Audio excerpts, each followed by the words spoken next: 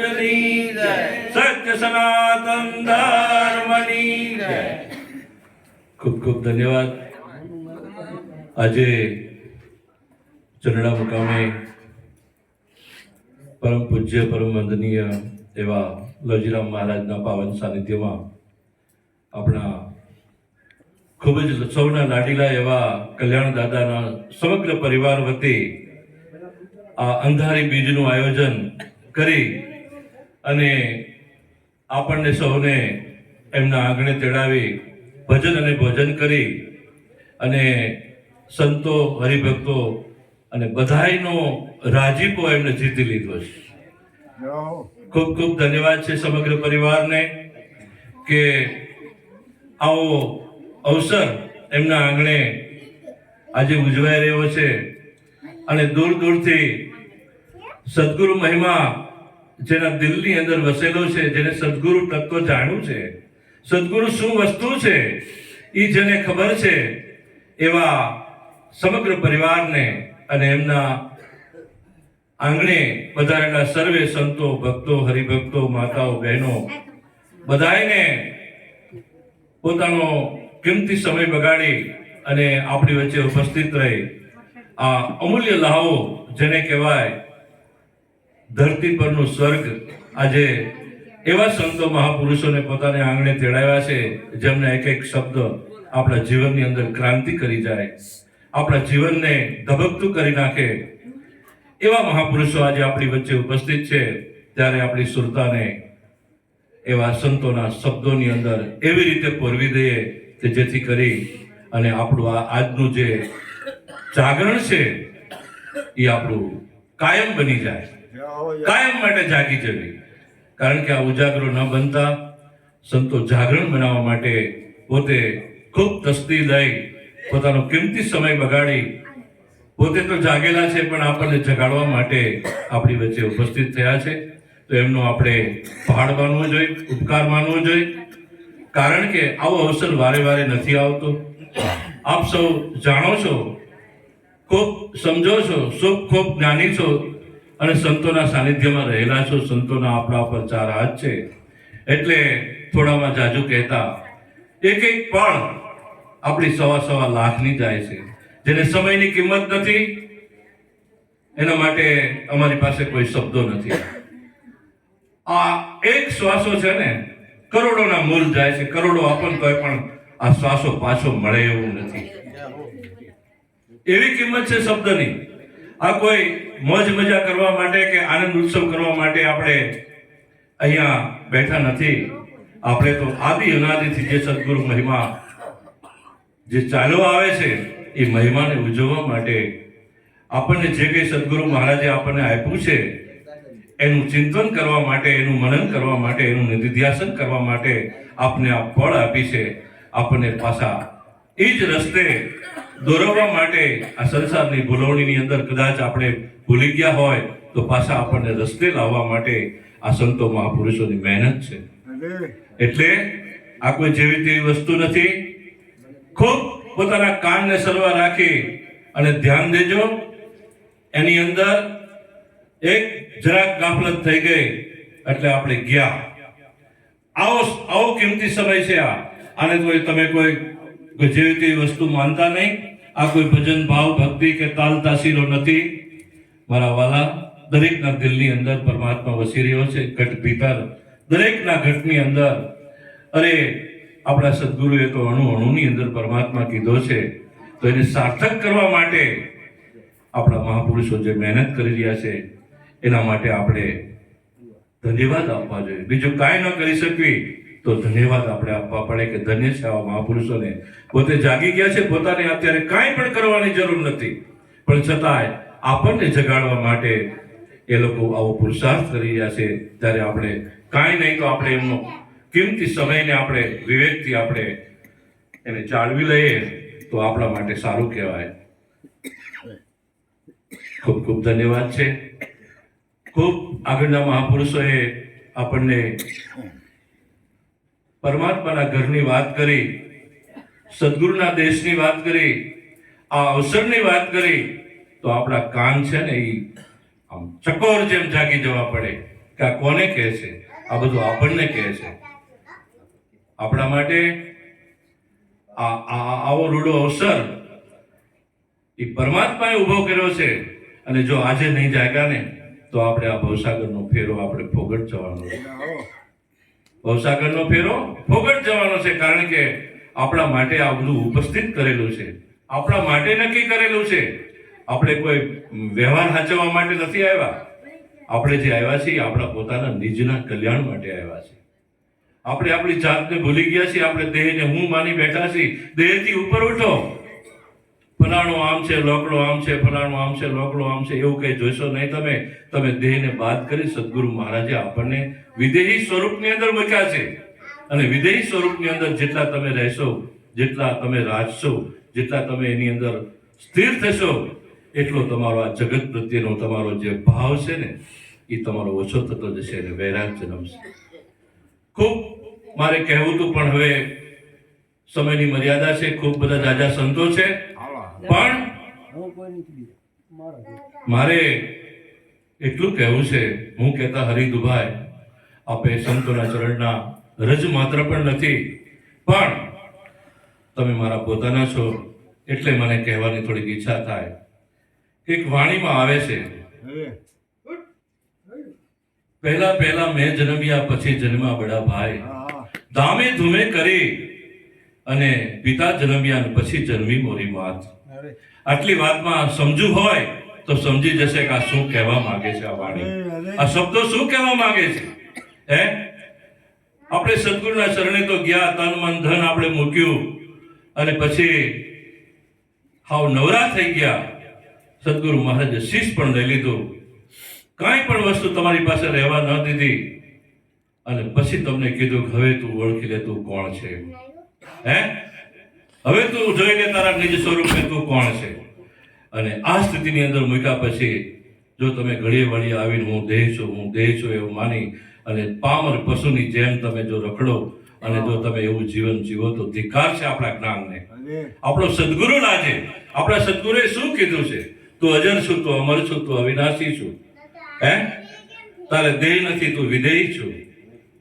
તો એવી સ્થિતિની અંદર આપણને મૂક્યા છે અને એ સ્થિતિને ભૂલીને પાછા આપણે મનુષ્ય બની જવી અને પાછા હું તું તેન તારું મારું આ બધું આપણે કર્યા કરવી, સારું નરસું, હે, સાચું ખોટું, નાનું મોટું, ગરીબને તવંગન ને ડાયું, ગાંડું, મારું તારું, આ બધું જે આપણે આની અંદર પાછા આવતા રહેવી તો આપણું જ્ઞાન એ વખતે ક્યાં જતું હશે. એટલે ખાસ દરેક સંતો વતી મારે એટલું કહેવું છે કે આપણે આપણી મર્યાદામાં રહી. પહેલા મેં જન્મ્યા એનો થોડોક ઉલ્લેખ કરવી કે પહેલા કોણ જન્મ્યું. જ્યારે સદગુરુ મહારાજનો બોધ લીધો ત્યારે દરેક સંતો અલગ અલગ અર્થઘટન કરે છે, પણ મને એવું લાગે છે કે અત્યારે અહીંયા આ સમયે મારે એટલું કહેવું જોઈએ કે પહેલા જ્યારે સદગુરુ મહારાજનું જ્ઞાન લેવી ને એટલે વિવેક જન્મે આપણામાં. શું જન્મે? વિવેક જન્મે. અને આપણા પાસે જ્ઞાન છે ઉચ્ચ કોટીનું. હિમાલયની ટોચ ઉપર બેઠેલો મહાપુરુષ એમ કહેતો હોય કે નિરાંતના જ્ઞાન જેવું કોઈનું જ્ઞાન નથી, તો આપણને ગૌરવ થવું જોઈએ કે આપણી પાસે કેવી વસ્તુ છે. હે, કબીર સંપ્રદાય જો એમ કહેતો હોય કે નિરાંતના જ્ઞાન જેવું કોઈ બીજું જ્ઞાન નથી, તો આપણને ગૌરવ થવું જોઈએ. આપણું જ્ઞાન લાજે છે, આપણામાં વિવેક નથી. જ્ઞાન આપણને મળી ગયું છે ઉચ્ચ કોટીનું, પણ આપણને એની કિંમત નથી. આના ઉપર હું એક ખાલી વાત કરું. આપણને મહારાજે હમણાં ખૂબ સરસ ટકોર કરી, પણ આપણું કોઈનું ધ્યાન નહોતું કે આપણને સસ્તામાં મળી ગયું છે ને એટલે આપણે આ જ્ઞાનની કિંમત નથી. પહેલાના સમયમાં આપણે વાત સાંભળવી છે કે દાસી જીવણ સાહેબની વાત કરું થોડીક, કે દાસી જીવણ સાહેબ ને 17 ગુરુ કર્યા. કેટલા? પણ એની મનની ભ્રાંતિ ન ભાંગી. એટલે દાસી જીવણ સાહેબને એમ થઈ ગયું કે હવે ભક્તિમાં કઈ છે ને મેં ક્યાંય ભાડ્યું નહીં. એક ગુરુ કરાવ્યા, બીજા ગુરુ કરાવ્યા, ત્રીજા ગુરુ કરાવ્યા, ચોથા ગુરુ કરાવ્યા, 5મા ગુરુ કરાવ્યા, 6ઠા ગુરુ કરાવ્યા, 7મા કરાવ્યા, 8, 9, 10, 11, 12, 13, 14, 15, 16 અને 17 ગુરુ કર્યા દાસી જીવણ સાહેબે. એને કેટલી લગ્ની વિશે વિચાર કરો. આપણે એક જ ગુરુની અંદર આપણે ધરાઈ ગયા. હવે મેં તો ગુરુ કરાવી દીધા, પણ ભાઈ ગુરુ કરાવી દીધા પણ ગુરુ કરવાના ન હોય. હે, ગુરુ રૂપ બની જવાનું હોય. હે, એટલે દાસી જીવણ સાહેબની થોડીક વાત કરું દાસી જીવણ સાહેબને 18માં ભીમ ભેટા ત્યારે એની ભ્રમણા ભાંગી. દરેક ગુરુ સાચા હતા, દરેક ગુરુએ રસ્તો સાચો જ બતાવ્યો હતો, પણ દાસી જીવન ને એટલું બધું અઘરું પડ્યું આ ભજન, એટલું બધું અઘરું પડ્યું કે મારે કઈ રીતે આ પામવું મારે એમ. તો આપણે તો એકમાં ધરાઈ ગયા. ઓહો, અમે તો ગુરુ કરેલ છે, અમે તો નિરાતના બાળકો બની ગયા, વાતો કરતા આવડી ગયા એટલે બાળકો બની ગયા. નહીં, આપણે બન્યા નથી. આપણે ખરેખર ગુરુના બાળક બન્યા. ગુરુનું બાળક કોને કહેવાય? હમણાં મહારાજે કીધું કે એના નેણ અને વેણ બદલી જાય. મને એક જણાએ મને બહુ સરસ સવાલ કર્યો હતો. મને કે બાપજી, તમે બધા સત્સંગી છો અને હરિભક્તો છો, એટલે એક પ્રશ્ન કરું. એટલે સ્વામિનારાયણ સંપ્રદાયનો માણસ હતો, એમ પાકો હરિભગત હતો. એટલે એને એમ કીધું કે અમે નિરાતના ઘણા બધા સંતોને અમે જોયા, પણ તમે કંઈક બીજી જ વાત કરો છો એમ.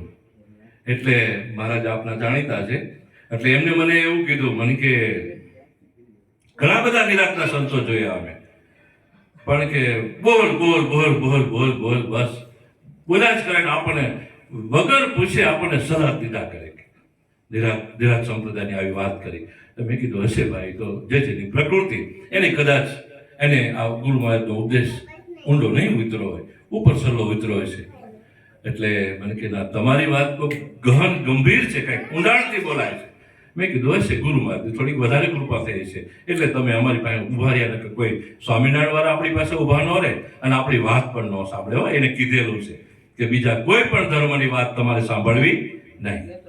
એટલે મને કે આ વાત કંઈક મને નવીન લાગે છે તમારી, આવું કોઈ નિરાંતવાળા વાત કરતા નથી કે. મેં કીધું જો ભાઈ, દરેક સંપ્રદાયની મર્યાદા હોય, પણ બધા પાસે બધી વાત ન હોય. કદાચ કોઈક ઉપરછલી વાત કરતા હોય, કોઈક નીચેથી વાત કરતા હોય, કોઈક ભીતરથી વાત કરતા હોય, કોઈની પાસે કંઈક ઊંડી મહેનત હોય, કોઈની પાસે કોઈ પૂર્વનું પડેલું હોય, અને કોઈ કદાચ તાજા હોય, એવું બની શકે. કીધું પણ એવું તમને શું નવું લાગ્યું? એ કે તમારા નિરાંતવાળામાં વિવેક નથી, કે જ્ઞાન બહુ ઊંચું કે પણ વિવેક ઓછો છે. અને વાત જ સાચી છે, આપણે સાંભળવું પડે, મસ્તક થઈને આપણે સાંભળવું પડે, કારણ કે આપણી પાસે વિવેક નથી બેસવાનો વિવેક, નથી ઉઠવાનો વિવેક, નથી બોલવાનો વિવેક, નથી ચાલવાનો વિવેક. નહીતર કાંઈ પણ વસ્તુ આવે ને માણસની અંદર એટલે એનું પરિવર્તન બીજી ભાત પડી જાય. મહારાજ બીજી ભાત પડી જાય. જો ગુરુ મહારાજનો ઉપદેશ આરંપાર ઉતરી ગયો હોય, રોમ રોમ જેને વ્યાપી ગયો હોય મહારાજ, તો એને બીજી ભાત પડી જાય. એ બોલે કઈક બીજું જ બોલે, એ આ ન બોલે. જગતની ભાષા એ ન બોલે, એ સંતની ભાષા બોલે. હંસા ગઈ હતી ગુરુજીના દેશમાં. ગુરુજીના દેશમાં જે જઈને આવે એ એની વાણી બોલે, આઈની ન બોલે. બાપા બોલે. દીકરી, એક આપણી દીકરી હોય, તમે જોજો. મને એને એક સવાલ કર્યો પાછો. મને કે જ્ઞાન થઈ ગયું હોય અને તમને આત્માની ઓળખાણ થઈ ગઈ હોય, એટલે તમને નહીં, એમ કે તમારા નિરાંતવાળાને એમ કીધું સાંભળજો, તો એની સાબિતી શું? ખરેખર અમને એવું પૂછવામાં આવ્યું કે એની સાબિતી શું? મેં કીધું જો ભાઈ, મને જ્યાં સુધી સમજણ પડે છે, ગુરુ મહારાજની દયા છે ત્યાં સુધી, ગુરુ મહારાજની કૃપાથી, ગુરુ મહારાજના ચરણ કમલમાં વંદન કરીને વાત કરું કે જેને આત્મજ્ઞાન થઈ ગયું હોય ને, એના નેણ અને વેણ બદલી જાય. એના નેણ અને વેણ બદલી જાય. એ બોલે ત્યારે બીજું બોલે. એ આ દુનિયાની ભાષા ન બોલે. એનું હાલવું, એનું ચાલવું, એનું બોલવું, એનું બેસવું, એનું ઉઠવું, એ દરેક વાતની અંદર એટલી બધી ઝીણી એની ખાસિયત હોય કે નિર્મળ નયનથી નિરખી જોવો તો એમાં ખોટી પડે નહીં. આવા મારા સંતો છે જેને ખબર પડી કે છે ખરેખર હું કોણ છું, એની વાત છે આ. બાકી ઉપર છલું જેને જાણી લીધું છે એની વાત નથી. એને ઊંઘમાંથી ઉઠાડો તો એમ કે હું સચ્ચિદાનંદ બ્રહ્મ સ્વરૂપ છું. બ્રહ્મ છું નહીં, બ્રહ્મ સ્વરૂપ છું એમ બોલે. શું કામ? કારણ કે એને નક્કી થઈ ગયું છે. જેને અટકળે તો સૌ કોઈ કહે છે, પણ નિરાત નક્કી કરીને કહે છે. અને જેને નક્કી થઈ ગયું છે, આ મજા એની છે, એને આનંદ છે, બાકી ઓલાને આનંદ નથી. એટલે મેં એને પછી દ્રષ્ટાંત આપ્યું. મેં કીધું તમે કહો છો ને કે ભાઈ આત્મા જેને જાણ્યો હોય એની સાબિતી શું? આ બધા વાતો કરે છે તમારા નિરાંતવાળા, અમને નથી લાગતું જાણ્યો હોય. મેં કીધું એને જણાવવામાં આવ્યો છે પણ તમને જણાવી ન શકે. શું કામ? કે એની અધિકાર નથી. એ વાત કરશે બધી, પણ ઉપર કરશે, તમને ભીતરથી તમને અહીંયા લઈ જઈ નહીં શકે. કારણ કે એના માટે તમારે એને શરણે થવું પડે, આશ્રિત થવું પડે. અને તમે જેમ તમારા મહારાજ સાહેબને આશ્રિત થાવ છો ને, એમ તમારે પણ નિરાતના જે આચાર્ય હોય ને એની પાસે આશ્રિત થવું પડે. એની પાસે ભીતરથી રંગાય અને ભીતરનો ભાવ બતાવી અને પછી તમારે અહીંયા કહેવું પડે કે મારું બધું જ્ઞાન એક બાજુ મૂકીને હું અહીંયા આવ્યો છું અને હવે મને તમે કહો, હવે મને જણાવો, આત્માની ઓળખાણ કરાવો. અમારા સંતોએ તો કંઈ કીધું નથી. મેં કીધું તમારા બધા સંતો પાસે છે, પણ જ્ઞાન ઉપર પડદો પાડી દીધો. એને ખબર છે કે તમને આ બતાવશું તો અમારી પાસે તમે કોઈ આવશો નહીં. અને અમારે કોઈ એવા આશ્રમો કે મંદિરો બાંધવા નથી, એટલે અમે છડે ચોક કહીએ છીએ. અમે છડે ચોક કહી દઈએ. વાત એકની એક જ છે. તમારી પાસે જે છે એ જ અમારી પાસે છે, અને અમારી પાસે છે એ જ કબીર પાસે છે, અને એ જ સચ્ચિદાનંદ માધવાનંદ પાસે છે, અને એ જ બધા સંપ્રદાય પાસે છે. વાત એકની એક જ છે. બધા એક જ વરરાજાના ગાણા ગાય છે, પણ બધાના ગાવાની રીતમાં ફેર છે. કોઈ ધોળ ગાય, કોઈ ફટાણા ગાય. એટલે અમારી વાત આખી અલગ છે. કીધું અમે જેમ છે તેમ કહી દઈએ. તુલસીદાસે કીધું, તુલસીદાસ મહાપુરુષ હતા, એને બહુ દુઃખ લાગ્યું. એને કીધું કે ભાઈ રામ નામ કી અમૂલક મણી, આ રામ નામ છે એ અમૂલક મણી છે. બિના હાટ વિકાય, આ વગર હાટે વેકાય છે. આખવાની કોઈ હાટ માંડી નથી બેઠા. રામ નામ અમૂલક મણી, બિના હાટ વિકાય. તુલસી કહે અચરજ ભયો, આનું ગ્રાહક કોઈ ન થાય. આનું કોઈ ગ્રાહક થવા તૈયાર નથી. આનો બીબી આ તો વાતું કર્યા કરે, આત્મા આમ છે નહીં, એ વાતું નથી. આ તો ભીતરથી વેદના ઉપડે છે ત્યારે કહે છે તું જાણ, તું તારા સ્વરૂપને જાણ. આમ નામ ફાંફા ક્યાં સુધી મારીશ? ભવસાગરની ભૂલવણીમાં સીધીને ફાંફા મારે, મારો સદગુરુ પાર ઉતારે. એટલે આવો સદગુરુનો મહિમા છે. આ સદગુરુનો મહિમા આપણે બધા ઉજવીએ છીએ. વાત દાસી જીવનની કરવી કે કેટલા સમયે એને 18 કહે છે કે પૂનમો ભરી અને પછી થાકી ગયા એટલે આપવાનું તો સહેજમાં જ હતું. આપણને જે આપ્યું ને, આપણને જે ગુરુ મહારાજે આપ્યું ને તત્કાલ 3 કલાકની અંદર, એના માટે 18 પૂનમો ભરાવી. એને કેટલી? 18 પૂનમો ભરાવીને વાંકો વળી ગયો, ખાલી થઈ ગયો. હા, કાંઈ ન રહ્યો ઘરમાં. એને કે છે બહુ સુખી હતો એ ઘરમાં. એના સમયમાં ચામડાનો એનો મોટો આખો ભામ રાખતા હતા, કોન્ટ્રાક્ટ હતો, પણ એ બધું સાફ થઈ ગયું. કાંઈ નો 18મી પૂનમે તો હાવ ઘરના દાગીના વેચવાનો સમય આવી ગયો કે 18 પૂનમ તું પૂનમ ભર, હું તને કહીશ, મને વેળ આવશે ત્યારે. એને ગુરુ એવા હતા ભીમ સાહેબ. પેલા બહુ કસોટી થતી હતી, અત્યારે આપણે સહેજમાં મળી જાય છે મહારાજ. અત્યારે સહેજમાં મળી જાય છે એટલે આપણને કિંમત નથી. પેલા કસોટી થતી હતી. અને 18મી પૂનમે તો એવો નિર્માલ્ય થઈ ગયા. એમ કહે છે જીવન સાહેબ હિંમત હારી ગયા. થોડીક વાત વધુ થશે તો વાંધો નહીં. એ હિંમત હારી ગયા. હવે મારી પાસે કાંઈ ગુરુજી રહ્યું નથી. હવે તમને કેદી લહેર આવશે અને કેદી તમે મને આ વાત કરશો. એટલે 18મી પૂનમ ભરી અને નિરાશ થઈ ગયા. ગુરુ એને એક ટેક હતી કે ગુરુ મહારાજ જ્યારે જાય ત્યારે એને 2 કિલોમીટર સુધી વળાવવા જતા હતા. ગુરુ મહારાજ જ્યારે ભજનમાંથી જાય, આપણે લવજીરામ મહારાજ 2 કિલોમીટર જ્યાં સુધી ગુરુ મહારાજના દેહના દર્શન ન થાય પછી પાછા વળીને ઘરે આવતા હતા. આને પહેલેથી ટેવ હતી. અને એટલો એને સદગુરુ પ્રત્યે પ્રેમ અને ભાવ હતો. અને એ ભાવે તેને આ પ્રગટ કરાવ્યું. અને પછી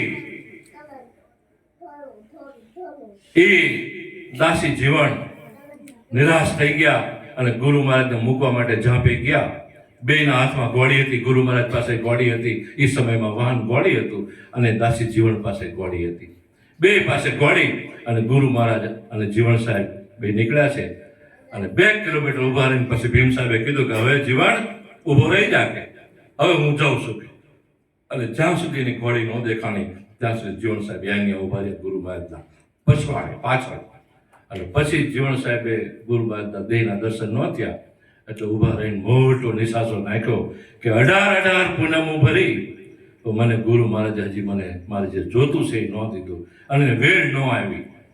અને પછી એ નિહાકો નાખતા જ ગુરુ મહારાજને ખબર પડી, ભાઈ આ તો અંતર્યામી કહેવાય ને ભીમ સાહેબ. એટલે ભીમ સાહેબને ખબર પડી કે એટલે જીવન સાંભળજો કે હાલમાં હાલ હવે મને વેળ આવી છે. શું કીધું? ઓરો આવતો રે, હવે મને વેળ આવી છે કે. અને પછી તો ભલા માણસો લો આપણે કેમ બધા ભૂખ્યા હોય અને પછી એમ કે ઘરી હર પછી કેવા દોડે છે બધા, એમ થાય હું પેલા થાળી લઈ લઉં, હું પેલા થાળી લઈ લઉં. એવી રીતે જીવણ સાહેબ જે ઘોડી હાંકી છે અને પૂરપાટ ઘોડી હાંકી અને ગુરુ માતા પગમાં પડી ગયા કરે, બાપુ કે વેળ આવ્યો હોય તો હવે આ જીવન તમારો ઊભો રહે ઘડી કઈ કે આ આવી ગયો, બોલો બાપુ હવે મારે જે જોતું છે મને આપી દો કે હવે મારે ધીરજ પૂરી થવા આવી હતી. ત્યાં તમે કીધું કે જીવન હવે વેળ આવી છે એટલે જીવણ સાહેબને કીધું કે બેસ કે આ ઘોડી બાંધી દે. એને ઘોડી બાંધી દીધી અને કે મારી ઘોડી બાંધી એક ઝાડના થળીએ ઘોડી બાંધી દીધી બેની.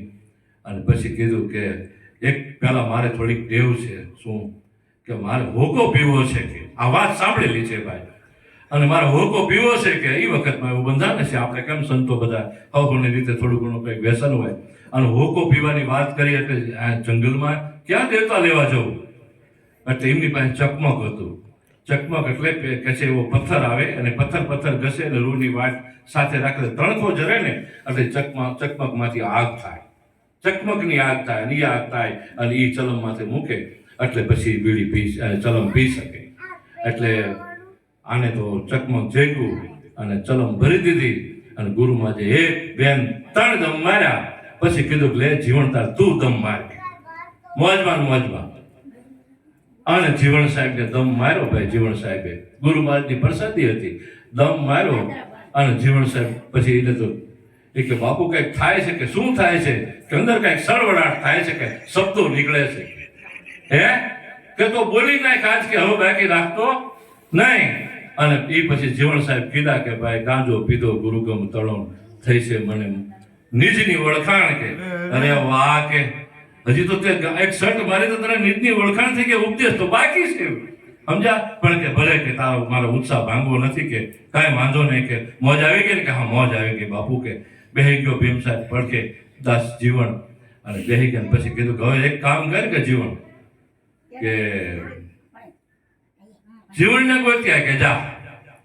શું કીધું સાંભળજો હવે છે પળ કરે કરી આપણો ઉપદેશ છે કે જીવનને ગોત્યા કે બાપુ આ હું જીવન નહીં કે તો તને નક્કી થતું કહી દે કે હું જીવન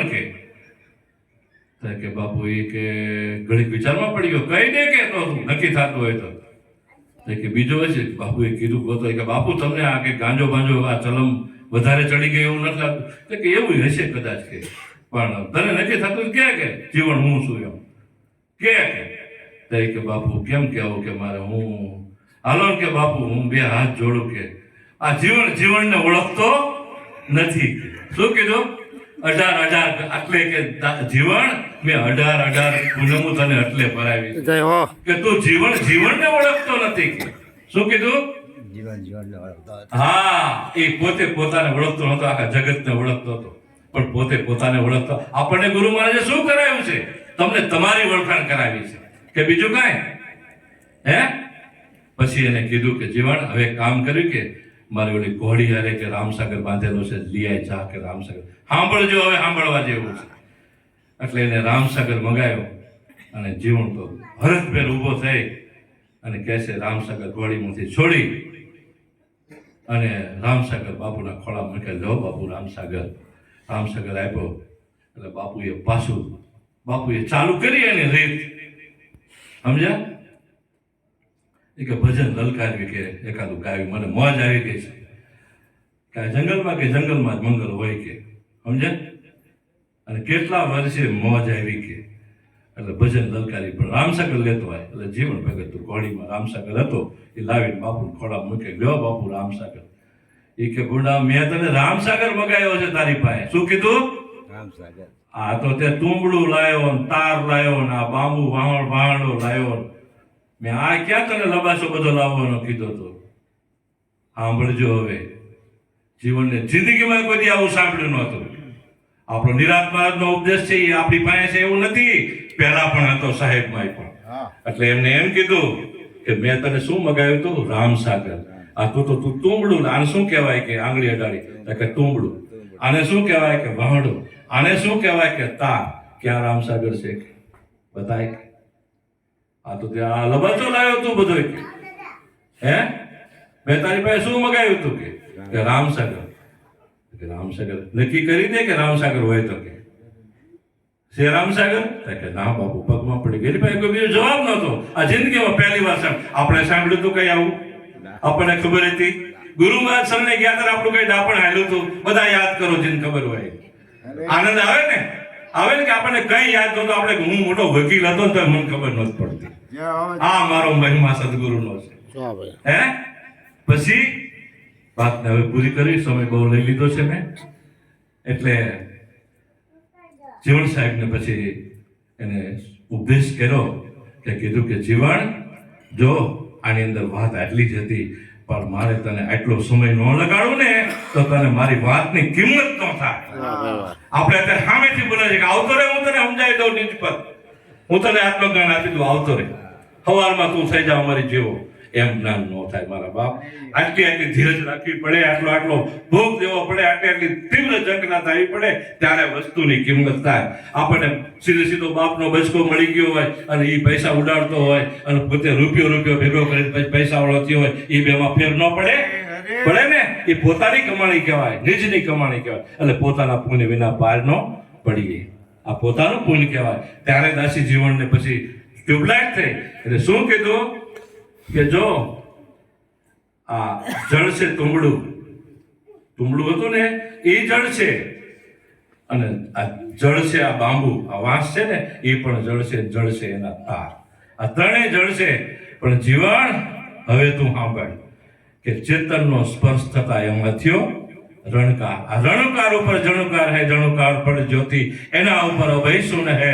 અને એ સુન લાવે કોઈ ગોતી, અને એવા કોઈ સંત હોય વિવેકી, આ તો ગુરુ ગમશે બાત હોતી. આવી એને વાત કરી અને આ મહિમા એને સમજાયો. જે આપણને સમજાયો ને એ જ મહિમા દાસી જીવનને સમજાયો હતો, અને એ જ મહિમા અર્જુનને કૃષ્ણ ભગવાને સમજાયો હતો, અને એ જ મહિમા વશિષ્ઠે રામ ભગવાનને સમજાયો, અને એ જ મહિમા આપણા ગુરુ નિરત મહારાજે આપણને સમજાયો છે.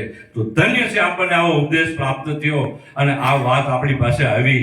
અને છતાંય જો આપણે આની કિંમત ન કરીને આપણામાં બીજી વાત ન પડે. એક દીકરીને સાસરીએ મોકલી દેવી અને દીકરી આપણા ઘરે આમ આખા આંગણાની અંદર હરખથી રમતી ખેલતી કૂદરી ઠેકડા મારતી હોય, પણ જ્યારે પરણાવીને આપણે એને સાસરીએ મોકલીને 6 મહિના થાય પછી આપણે એને તેડવા જવી, જ્યારે અગ્રણી થઈને આવે ત્યારે દીકરીની હાલ હોત બદલી જાય. આપણો બધાયનો અનુભવ છે કે દીકરીની હાલ ચાલ નેણ વેણ એનું બધું બદલી જાય. જ્યારે નાની હતી સાસરે ગઈ ત્યારે ખેલકૂદ કરતી હતી, ઠેકડા મારતી હતી, દિવાલે હાથ ફેરવતી હતી, પણ જ્યારે એ અઘેડી થઈને આવે અને આપણા ઘરે જ્યારે એને પાછી લાવી ત્યારે દીકરીના નેણ નીચે ઢળકતા હોય, દીકરીની ચાલ ગંભીર થઈ ગઈ હોય, દીકરીનું બોલવાનું ફેર પડી ગયો, એક એની અંદર બીજો જીવ પ્રસવ આવી ગયો છે. એટલા માટે દીકરીની અંદર જો બીજી વસ્તુ આવી ગઈ હોય, એની આપણે આમ જોઈ છીએ કે આની અંદર બીજી વસ્તુ આવી ગઈ છે, તો એની હાલચાલ બોલ રીત રિવાજ બધું બદલી જાય છે. તો આપણે આવો સદગુરુનો મહિમા આપણા જીવનની અંદર આવે અને આપણા નેણને વેણ ન બદલે, આપણામાં કોઈ ફેરફાર ન થાય, બીજી ભાત ન પડે, તો ધિકારસા ઉપદેશ આપણે લીધેલો હે. આ મહિમા છે મારા વાલા. અને દરેક સંતો ભક્તોને હરિભક્તોને કોઈને પણ મારી વાતથી દુઃખ થયું હોય તો ક્ષમા કરજો. કારણ કે હમણાં મહારાજે કીધું ને સાહેબે કે કડવું વસળ કોણ પાય? પોતાના હોય પાય. તમે મારા પોતાના છો, મારા ગુરુભાઈઓ છો, અને આપણે બધા એક જ વાળના મુસાફર છીએ. એટલા માટે મને એવું થયું કે મારે જરાક વાત યાદ કરાવી છે. બોલો સદગુરુ મહારાજની.